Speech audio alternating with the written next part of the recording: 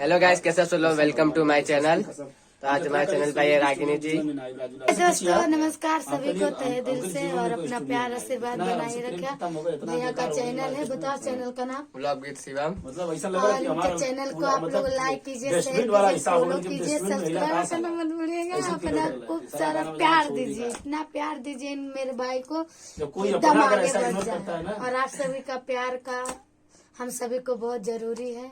आप सभी का अगर जो प्यार आशीर्वाद मिलेगा तभी हम लोग आगे बढ़ पाएंगे, नहीं मिलेगा तो नहीं बढ़ पाएंगे। बाकी आप लोग से रिक्वेस्ट है, मेरे भाई को चैनल को आगे आप लोग बढ़ाइए, शेयर कीजिए, लाइक कीजिए और सब्सक्राइबर करना मत भूलिएगा। अपना प्यार आशीर्वाद जरूर दीजिएगा।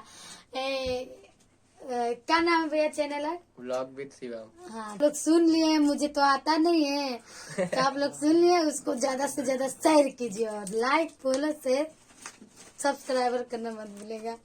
सभी को तहे दिल से नमस्कार। इतना सुनने के लिए बहुत बहुत धन्यवाद।